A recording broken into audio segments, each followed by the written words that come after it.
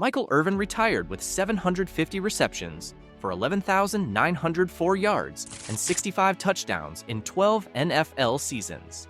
He was a 5-time Pro Bowler, 3-time Super Bowl champion, and the emotional leader of one of the greatest dynasties in NFL history.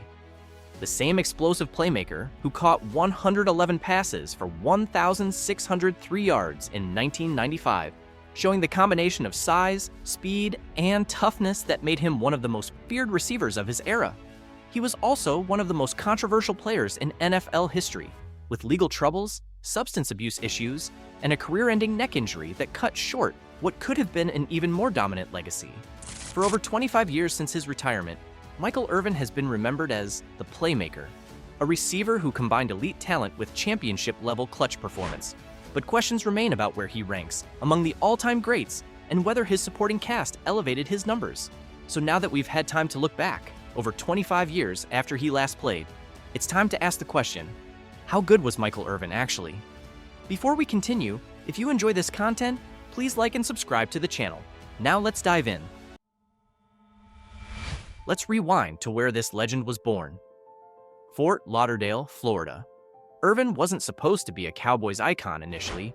He was one of 17 children in a family that struggled financially, but he was a multi-sport athlete who excelled at football and track at St. Thomas Aquinas High School, showing the speed and competitiveness that would define his entire career. At St. Thomas Aquinas, Irvin was already showing the traits that would make him special, not just the physical tools, though his 6'2" frame and approximately 207 pounds, but the competitive fire and leadership that separated him from other talented receivers. He was the kind of player who demanded the ball in crucial moments and usually delivered when he got it. He earned all Broward honors and led the team to state-level competition during his senior year in 1983.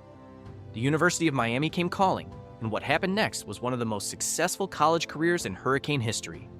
From 1984 to 1987, playing under head coach Jimmy Johnson, Irvin didn't just catch passes. He helped establish Miami as the premier program in college football. He redshirted in 1984 and began his on-field career in 1985. The numbers from his college career were impressive, but don't tell the full story.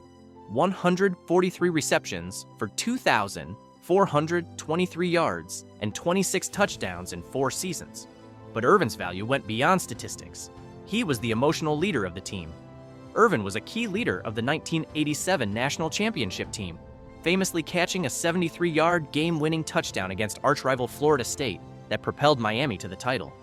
His final season in 1987 recorded 44 receptions for 715 yards and 6 touchdowns, while leading Miami to a perfect 12-0 record and the national title.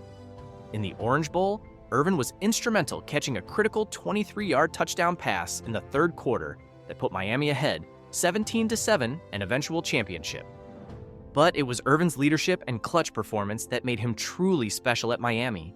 He was the vocal leader of a team loaded with future NFL stars, and his ability to make big catches in crucial moments was legendary among his teammates and coaches.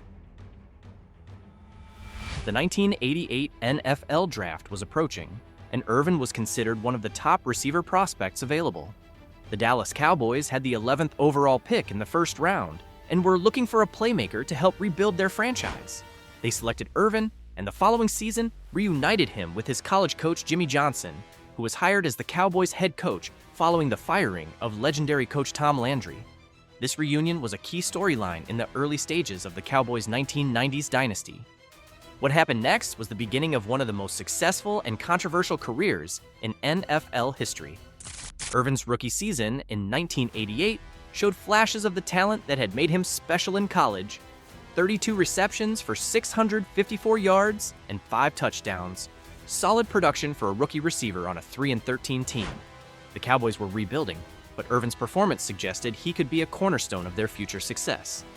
The next few seasons brought steady improvement as Irvin developed chemistry with quarterback Troy Aikman, and the Cowboys began assembling the talent that would define their dynasty. By 1991, Irvin was emerging as one of the premier receivers in the NFL, catching 93 passes for 1,523 yards and 8 touchdowns. But it was the period from 1992 to 1995 that would define Irvin's legacy and establish him as one of the most dominant receivers of his era. The 1992 season was Irvin's first of several elite campaigns. 78 receptions for 1,396 yards and 7 touchdowns, while helping the Cowboys go 13-3 and reach Super Bowl 27.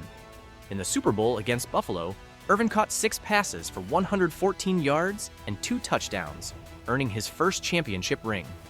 The 1993 season brought more of the same.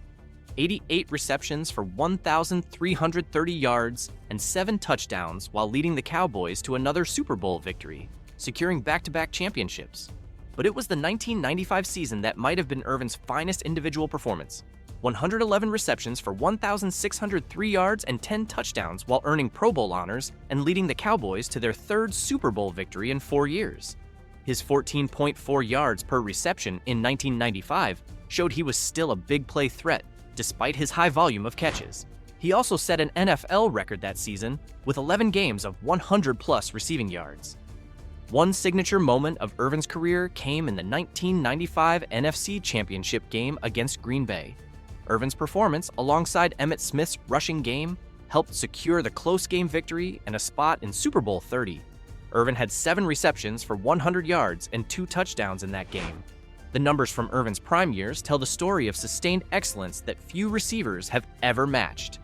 From 1991 to 1995, he caught 449 passes for 7,093 yards and 38 touchdowns while helping the Cowboys win 3 Super Bowls. His combination of volume and efficiency was remarkable. But Irvin's value went beyond statistics. He was the emotional leader, the player who demanded the ball in crucial situations and usually delivered when he got it. Irvin was widely regarded as the heart and soul of the team. He was famous for his high energy, vocal leadership, and his legendary pre-game and mid-game hype speeches that elevated his teammates' intensity. Also, he retired as the franchise leader in nearly every major postseason receiving category, including receptions and yards. The supporting cast argument is relevant to Irvin's legacy, but it cuts both ways. He played with Hall of Fame quarterback Troy Aikman behind one of the greatest offensive lines in NFL history, and alongside elite running back Emmitt Smith. The Cowboys' offense was loaded with talent that made everyone better. But great receivers make their supporting cast better too, and Irvin did exactly that throughout his career. His ability to stretch the field opened up running lanes for Smith, and his leadership elevated the entire offense's performance. The playoff record tells the story of a receiver who elevated his game when it mattered most. 87 receptions for 1,315 yards and 8 touchdowns in 16 playoff games, including 3 Super Bowl victories. Irvin's ability to perform at his best in January was a key factor in the Cowboys' dynasty. His stats and accolades indicate elite play during his prime. His yards after catch were excellent, his contested catch rate was high, and his ability to create separation was solid. He wasn't just accumulating volume stats, he was creating explosive plays that changed games. But we can't discuss Irvin's career without addressing the controversies that followed him throughout his time in Dallas. Legal troubles, substance abuse issues, and off-field incidents created a cloud over his career that affected his reputation and legacy. The most serious incident came in 1996 when Irvin was arrested on drug possession charges, leading to a 5-game suspension and tarnishing his image. Irvin pleaded no contest to second-degree felony cocaine possession in July 1996. He received 4 years of deferred probation, a fine, and 800 hours of community service. Following the plea, the NFL suspended him for the first 5 games of the 1996 season. Because he successfully completed his 4-year probation without further legal trouble, the felony charge was officially removed from his record. While he was cleared of the most serious charges, the incident highlighted the personal demons that plagued him throughout his career. Another infamous episode occurred in 1998 during Cowboys training camp, known as Scissors Gate. Irvin allegedly stabbed teammate Everett McIver in the neck with barber scissors during a dispute over who would get a haircut first. The injury required stitches, and reports suggest the team quietly settled the matter to avoid public scandal. This bizarre incident further cemented Irvin's reputation as one of the most controversial figures of his era. The career-ending injury came in 1999 during a game against Philadelphia. Irvin suffered a cervical spinal cord injury that left him temporarily paralyzed and forced his immediate retirement. While the immediate injury was a herniated disc, subsequent tests revealed Irvin had a pre-existing condition called cervical spinal stenosis, a narrow spinal cord, which made him highly vulnerable to permanent paralysis or even death if he suffered another significant blow to the neck. The injury was devastating not just for Irvin, but for Cowboys fans who had watched him define the franchise for over a decade. So how good was Michael Irvin actually? Let's break it down. From a pure talent perspective, Irvin was elite.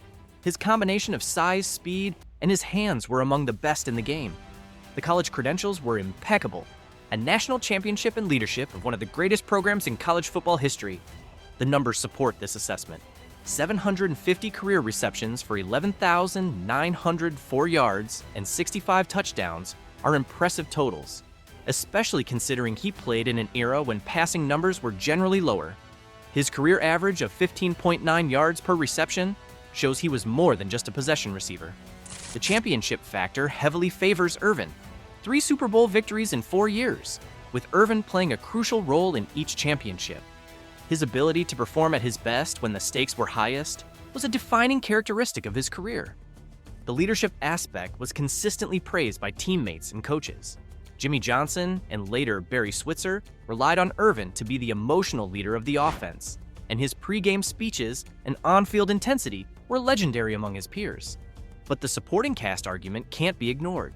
Irvin played in an ideal situation with a Hall of Fame quarterback, elite offensive line, and championship-caliber supporting cast. How much of his success was individual excellence versus system success? The answer is probably both. Irvin was an elite receiver who became great because of his situation, but he also made his situation better through his leadership and clutch performance. The Cowboys' success wasn't just because of Irvin, but it wouldn't have happened without him.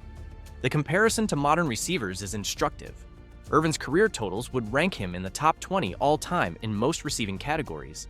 Impressive, considering he played just 12 seasons. His combination of volume and efficiency was rare for his era. The Hall of Fame induction in 2007 was well-deserved and largely uncontroversial despite his off-field issues. Irvin's combination of individual excellence, team success, and cultural impact made him an obvious choice. His emotional speech emphasized redemption and second chances, which was vintage Irvin. The broadcasting career has actually enhanced Irvin's reputation. His analysis shows a deep understanding of the game and confirms what teammates always said about his football IQ. He's become one of the most recognizable voices in football, which speaks to his knowledge and charisma. Looking at receivers from his era, Irvin stands out for his combination of production and clutch performance. In terms of Super Bowl championships, Irvin and Jerry Rice each have 3 rings, more consistent than Randy Moss, and more clutch than most receivers of his generation. In the end, Michael Irvin was really good. Not just good, but genuinely great in the ways that mattered most for a receiver. He was a Hall of Fame player with elite physical tools and championship-level clutch performance who consistently elevated everyone around him. His career was defined by moments that took your breath away. The Super Bowl touchdowns, the clutch catches in playoff games, the leadership that inspired teammates to greatness. These weren't accidents. They were the result of a receiver who combined elite talent with an unshakable will to win. The controversies will always be part of Irvin's story, and they prevent him from being universally beloved. But his on-field performance speaks for itself. 3 championships, 5 Pro Bowls, and a legacy as one of the most clutch performers in NFL history. Most importantly, Irvin proved that receivers could be the emotional leaders of championship teams. His combination of talent, toughness, and leadership set a standard that few have matched. He wasn't just a great receiver, he was a winner who made everyone around him better. The legacy is ultimately positive and impressive. Irvin was an elite receiver who became great through clutch performance and championship success. He was the right player at the right time for a franchise that needed an emotional leader and playmaker. He delivered 3 championships and established himself as one of the most important players in Cowboys history. What do you think? Was Michael Irvin a product of his supporting cast, or was he the driving force behind the Cowboys dynasty? Where does he rank among the greatest receivers of all time? Let me know in the comments. Don't forget to like and subscribe to the channel. See you in the next one.